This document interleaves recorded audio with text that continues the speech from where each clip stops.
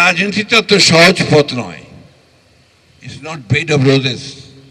গোলাপের পাপড়ি ছড়ানো থাকে না, এখানে অনেক সমস্যা থাকবে, সেটাই রাজনীতি। এটা হতাশ হওয়ার কিছু নেই। আমরা বিশ্বাস করি আপনার ভিন্ন মত থাকবে, বহুমাত্রিক মত থাকবে।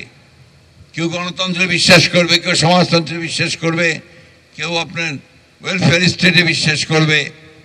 এই সবগুলোকে মিলিয়ে আমরা একটা রেইনবো স্টেট, একটা রামধনু যেভাবে অনেকগুলো রং নিয়ে ওঠে, সেরকম একটা রাষ্ট্র নির্মাণ করতে অনেক আগেই আমাদের দেশনেত্রী বেগম খালেদা জিয়া সেই স্বপ্ন দেখেছিলেন।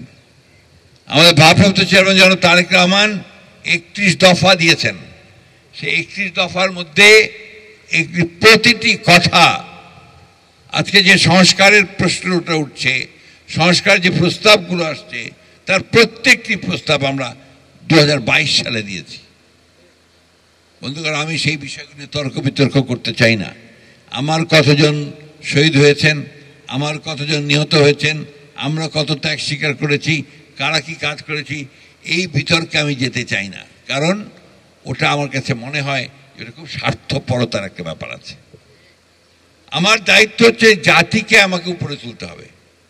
যে প্রাণগুলো গেছে, যারা জীবন দিয়েছে, তারা কিন্তু জীবন দিয়েছে, ঘোষণা করেই দিয়েছে যে আমরা এই ফ্যাসিস্টকে সরাবো, জাতিকে আমরা একটা স্বাধীন গণতান্ত্রিক রাষ্ট্রে পরিণত করতে চাই, তাই না?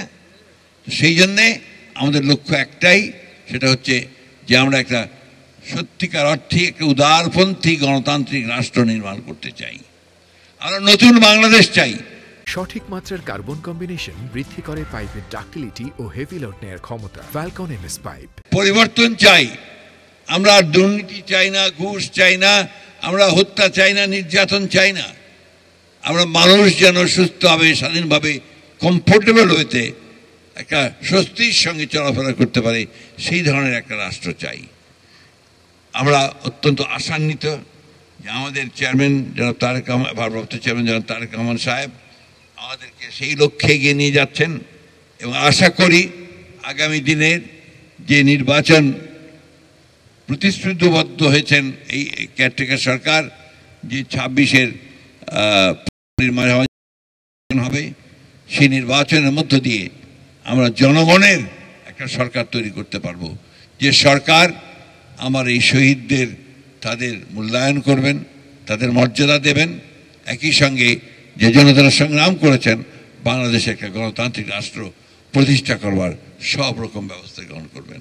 আপনাদের সকলকে অশেষ ধন্যবাদ।